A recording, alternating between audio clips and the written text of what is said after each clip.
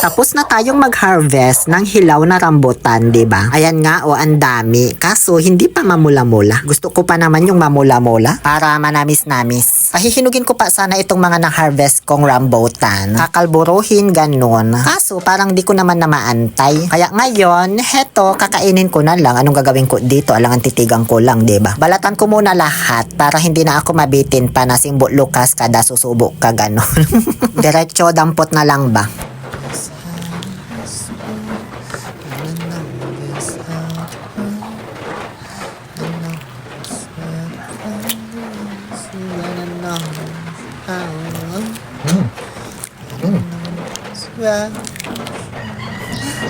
Pagkatapos kong mabalatan lahat, ayan na yung naging itsura. Para bang perlas ng silanganan, ganun. Dahil nga sa hindi pa to masyadong hinog, medyo maasim pa yung lasa. Baka makilam ako, kaya binudburan ko na lang ng asin. Tsaka ako kinalog-kalog, na para bang ganun sa siniguelas.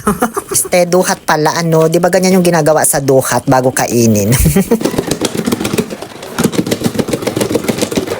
Di ba ganun yun kapag maasim yung prutas, sinasawsaw nila sa asin. Kaya ganun din ginawa ko.